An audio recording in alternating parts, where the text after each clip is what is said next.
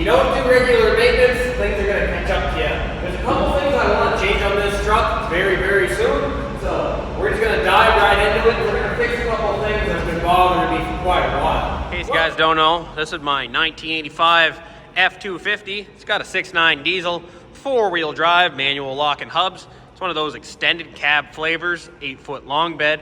It's running 36/9 military tires on a 16-inch rim, and it's a manual transmission and a manual transfer case. Okay, we're all up to speed. This here sweetheart has been a daily driver of mine ever since I rescued him about 4 or 5 years ago. We basically redid the entire cab. All the sheet metal was, it was like the first welding job we ever did. Did a whole bunch of stuff, reverse shackle kit, new muffler, new exhaust, new brakes, that kind of stuff. It's kind of dolled her up a bit, but in reality, a lot of people have said to me, it's a great truck, but it's kind of like you take all the creature comforts out of something and it just gets you from point A to point B rather robustly, like a Swiss Army knife. That's kind of what this truck is. There's no interior, basically. It's just a seat. It's a lock differential on the back, chews up tires real good, that kind of stuff. But we're going to change on some things, and we're going to dollar up and add some creature comforts back today. So let's get right at it. Let me show you guys what we're doing. Welcome to Iowa Stable Garage.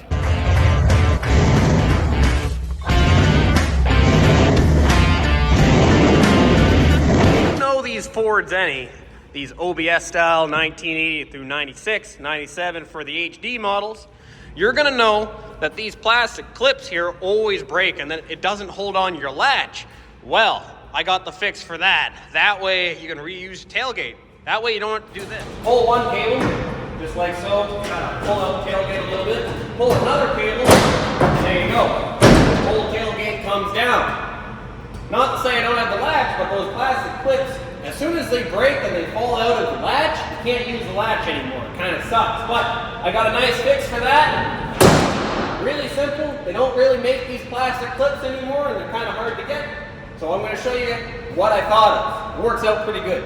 All right, so first thing you want to do, take off your plastic clips all together. Get them going. Now what you want to do next, you want to find one of these eyelets there. It doesn't matter, 3/8, whatever. It can even be a union. You're after this piece right here, the piece that your wires would go into. You're going to be cutting it in half like I did with this. See how it's cut in half? This is just a normal brass union. I'm just going to clean these guys up a little bit, clean the burrs, but the idea is you poke the 2 rods through, and then you crush on these 2 bits and it holds it down. I've had that in my F-150 all summer long, no issues whatsoever. So we're going to install this handle. I'm going to show you guys me crushing these, and then we're going to move on.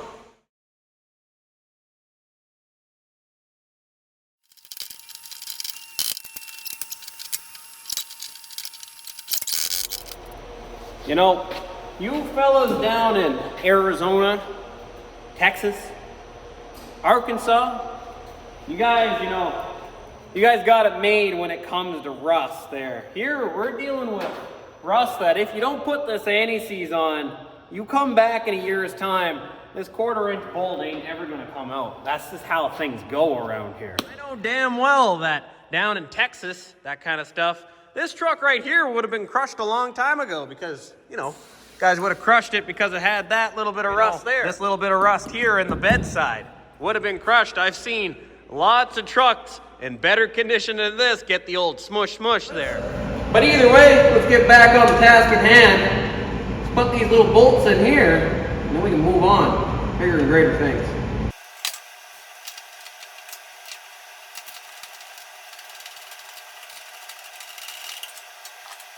All right, moment of truth.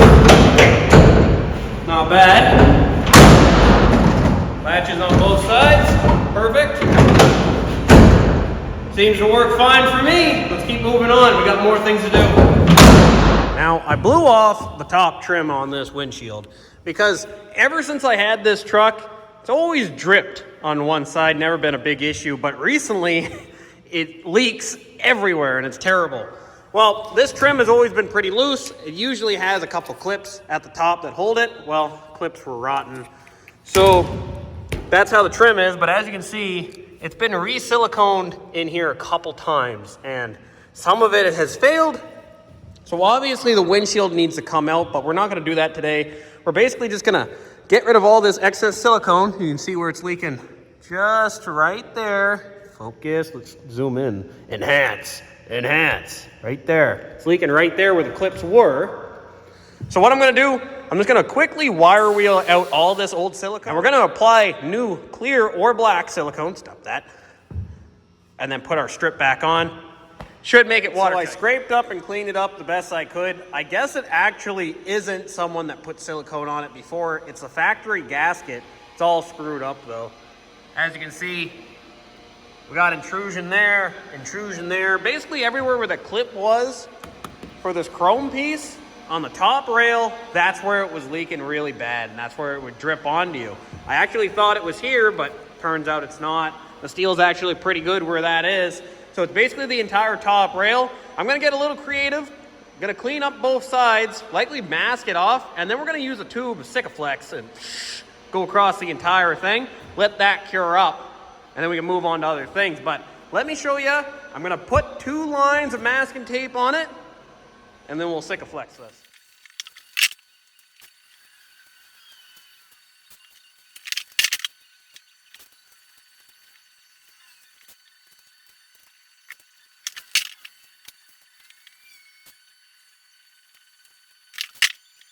There you go. That's kind of what we got going on.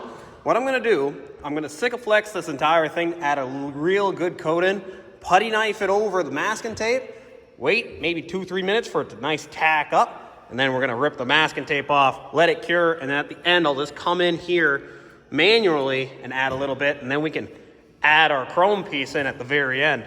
But that's going to reseal the top. Ideally, this whole windshield will come out and we'll put a new gasket in. But we're going to be doing a couple things to this cab anyway at the end of the inspection when the inspection's all due up on this guy. So we'll have the whole cab and all the windows out anyway. So we'll do that then. But for now, we'll just Sikaflex the absolute turd out of this thing.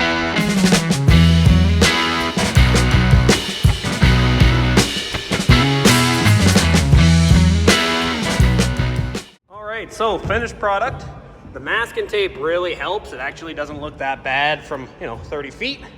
We're gonna elect not to put the rest of the chrome in, and I have a very good reason why. One, from 30 feet away, it doesn't look that bad with just the black at the top where the chrome ends.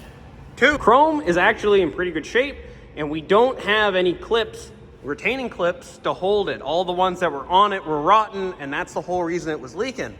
If I press that in, we might just nullify everything that we did. And plus, when we take out that windshield, that entire strip is going to be absolutely destroyed. Right now, all these chrome sections are still going to be usable for when we rip this windshield out and put them back in. So I'm going to elect likely for just this year to not put the top.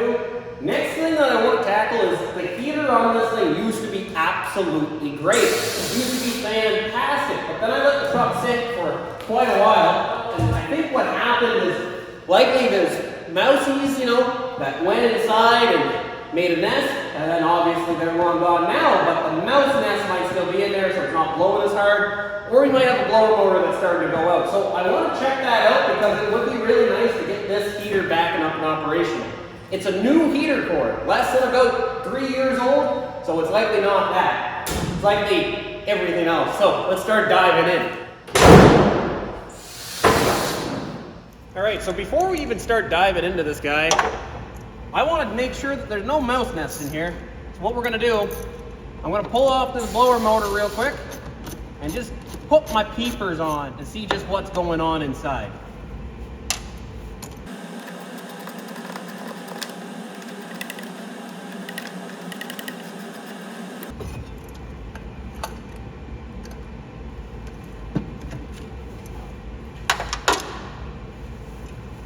All right, so there we go. We got the blower motor.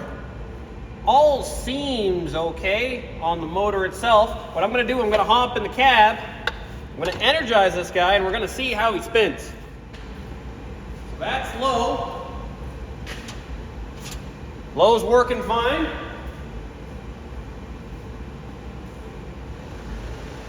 There's medium. Medium's also working fine. There's high. High's also working fine.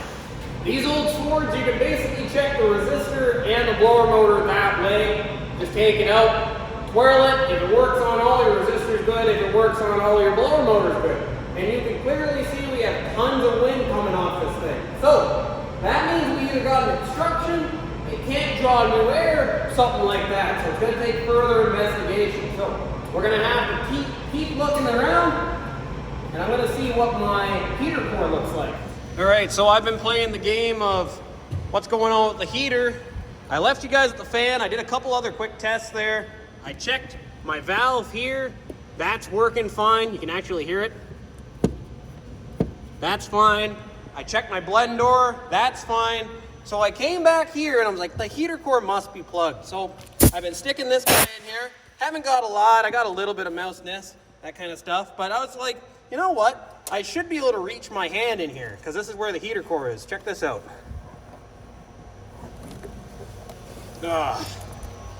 There's a little bit of a nest, not gonna lie. Likely a little bit more in there, but that's right against the heater core. I think that's it. So, let me clean out all that. I'll vacuum all that out, and then we're gonna try our heater core again. So, blower motor's back in. We'll go inside the cab here, try out our heater. Perfect. That's about as much as we had on high before, and that's on medium. There, you can audibly hear it now. That was the main problem. We had tons of heat, but not a lot of fanage. That's awesome. So, we should have tons of heat now in this truck. All right, so when I meant interior is pretty darn sparse, I mean the interior is pretty darn sparse in this truck. No headliner, just the seat. That's basically it. So what I ended up doing, because I didn't have the right body panels or interior panels, let me kind of get the pointer going there. There we go. You can kind of see there's an old piece of a rubber floor right there that's self-tapped in. There used to be a kick panel there. Actually, I think there's a kick panel up above, but the kick panel used to come down and everything. This truck never had that. Never got around to getting a new piece. This side I never actually put in. You can kind of see we've been leaking just a little bit. So I just kind of want to cover this guy up. He's a source of one of our main air heat losses and air leaks. So I'm just going to measure up a quick piece and cut it out of an old mud flat.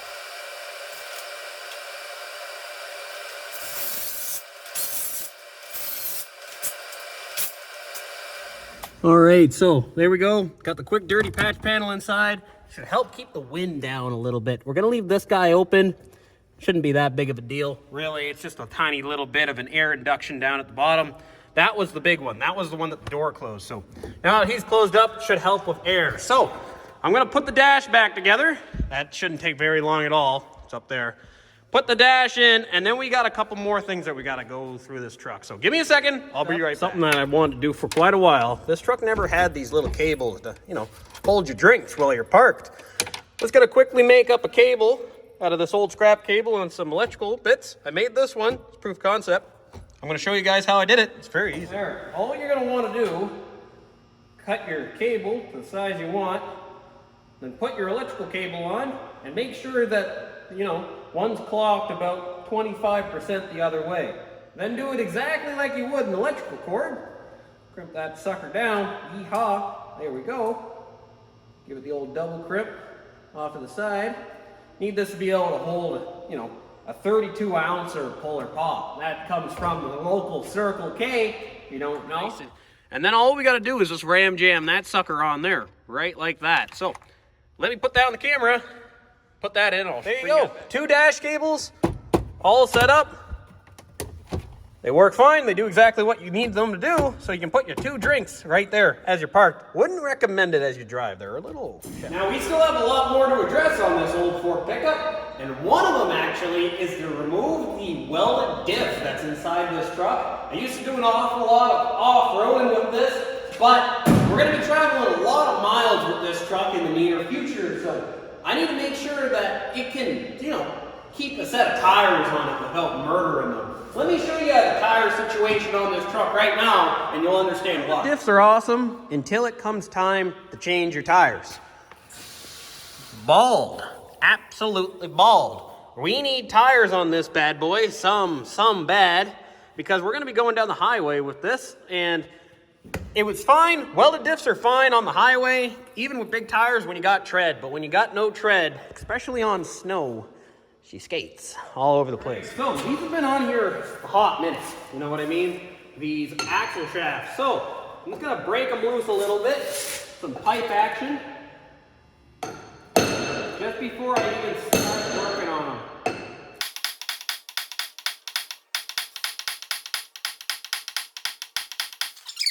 This is a Sterling 10 1/4 rear end. Kind of like a Data 60 almost, but basically Ford's iteration on the fact. All right, so it doesn't seem like any are gonna really fight us, which is good. They were torqued back 2-3 years ago. I've had this apart a couple times already. But what I'm gonna do, I'm gonna loosen them all off, hit them just a little bit lighter than I did here, one more time, and then we're gonna go through again, and they should all come off.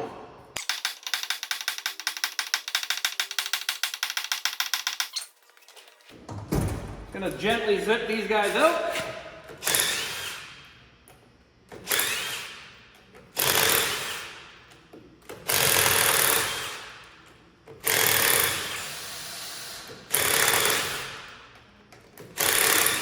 All right, so we got them all out. You might have noticed there was only 7 when there was supposed to be 8. This guy was broken in there from factory, so maybe we might even fix that today. But I'm just gonna give it a nice smack.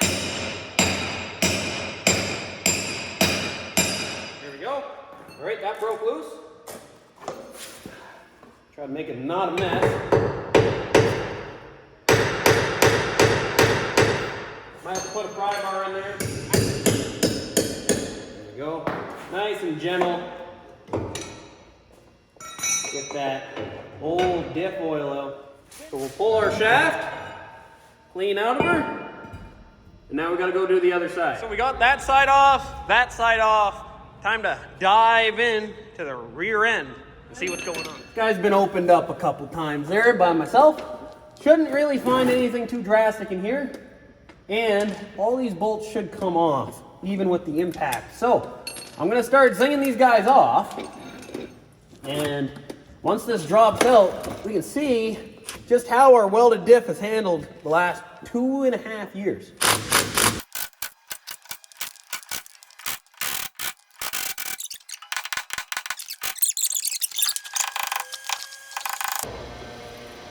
There we go. Okay, so it actually looks like there's a little bit of water in it. Not ideal, to say the least. But that's okay. We will be replacing this fluid anyway. So we'll open that up. And there we go. It likely actually came from that water crossing that we did earlier. Not a huge deal. We should be able to fix that up pretty darn good. All right, that's gonna kind of drip out a little bit. We'll take our bolt out. There we go. And now we should be able to just pull our cover right off. Take a look at how all of our stuff is doing on the inside here. So just in case you guys have never seen inside one of these before, this is a rear differential. Our pinion is right up there. Here is our ring. And then this was an open diff, but now it's welded and it's got a plate there and it's got a plate there. We're basically changing out this section right here, putting the gear on our other one, and then slapping that guy inside. Then our 2 rear wheels will be able to move independently of each other. Sounds kind of like a downgrade, but in actuality, fellas, it's an upgrade, I'm telling you, because you're going to roast your tires. Unless you're off-roading every single day, it's not worth it. So normally what you want to do first step, take this bolt out, pull that pin, and then you can take your 2 shafts out. But since this is a full floating axle, our 2 shafts came out normally. And then the only other thing the pin does is keep your gears basically all center line. Well, we don't even have to remove that because it's all welded straight, welded solid. So I can actually leave the pin right inside, and we just have to tackle these 4 bolts. We're gonna use our big impact for this job, because these guys get torqued, I think it's 180, I can't remember. Nothing the impact can't handle. Now, one thing that's very important, more important than even like checking your preload, your backlash, all that stuff, make sure that your caps are up and down, side to side. You don't mix them up because they're machined to each other. If you mix them up, you might be in for a world of hurt. Sometimes these guys just kind of flop out of here, and you got to be kind of ready for it. I'm gonna get off the creeper there for a second. Get ready to kind of pull this sucker out.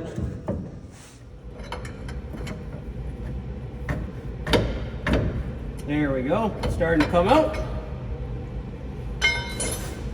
Just had to wrestle it a little bit.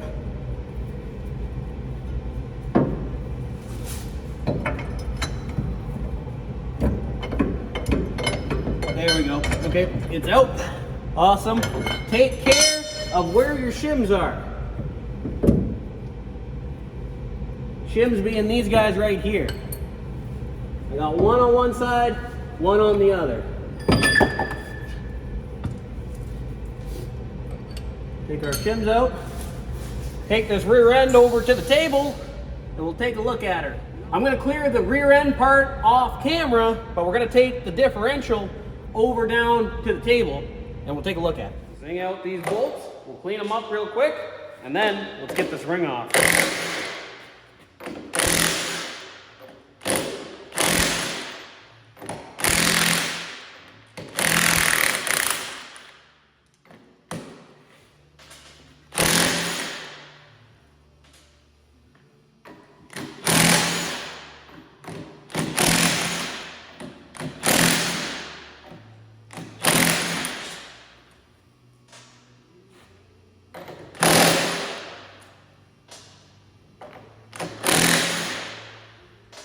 All right, let's get this ring off. Easiest way, take a hammer and a piece of wood.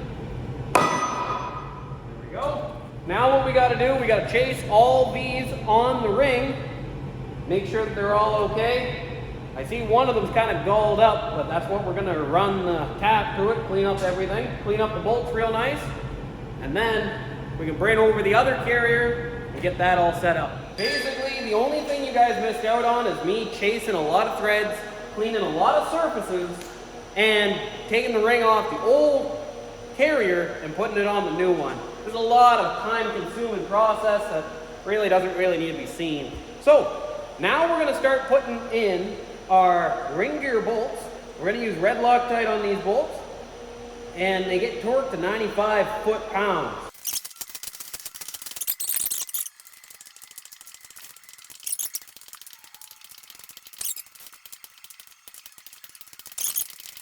That's all torqued up now. Ring gear's on, all that good stuff. I'm going to take this guy over there, and then we're going to start putting this guy in, torquing those main caps.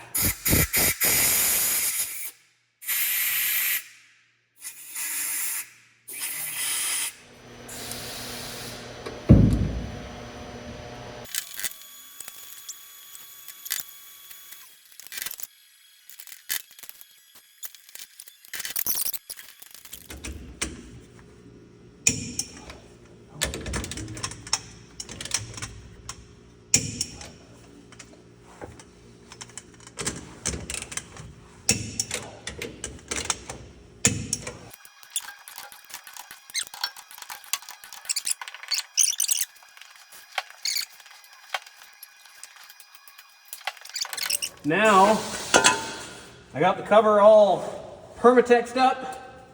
We're just going to clean up quickly our flange seal here. Make sure that there's no debris or garbage or anything, mostly oil, I should say, on that guy. There we go. Perfect. Okay. Got a blue RTV each one of these little bolts. I'm going to blue Loctite each one of these little tiny bolts. I don't even know if you guys can see them, but they're here. There we go. All right, so now we put the cover on. This part's always fun, so you don't make a mess. Boop. Likely somewhere right there. Let's see if we got it right. Oh, so far not good. Oh, there we go. We weren't very far off. Could be worse. Could be worse. See if I can get one right here. Awesome. Good stuff.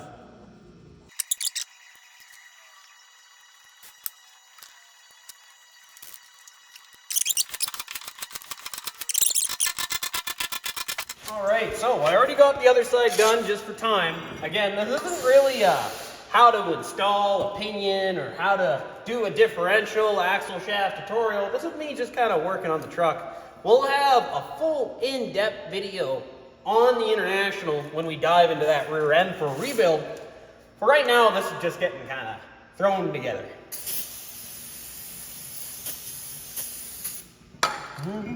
Over it.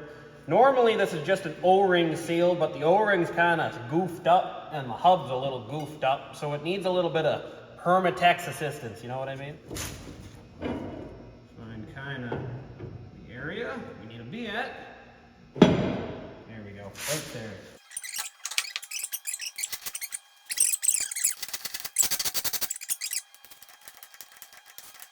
So fast forward a little bit, we got the oil inside the differential and we're jacking up one side at a time to fill up those hubs. So right now we're filling up this hub. After we're gonna go to that side, fill that hub up, and then we'll check our oil again. Neat about an old Ford, you got them flexi frames, you know what I mean?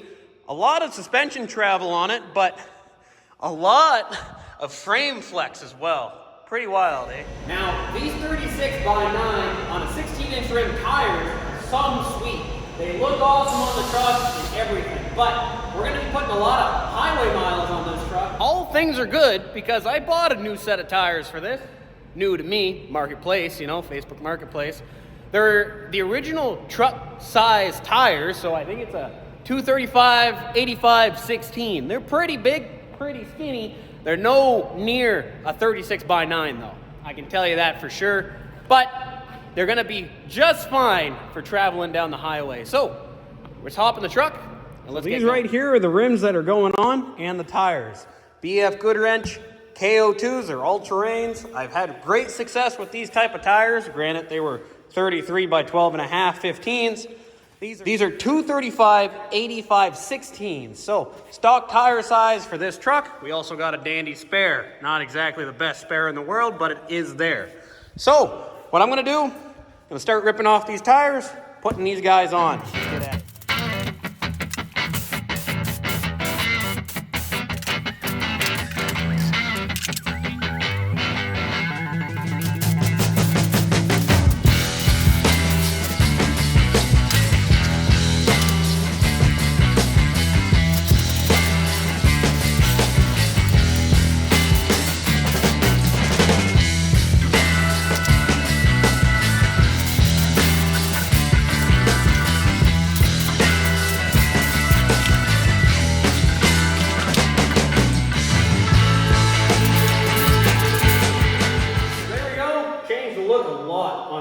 Having some new rubber, folded the mirrors in, did a couple things here and there, but hopefully drivability wise this truck should be a lot better. There's still a lot to do, but that's going to wrap it up for this video. I hope you guys enjoyed it, and I'll catch you guys in the next one really soon on something. Hey, see ya.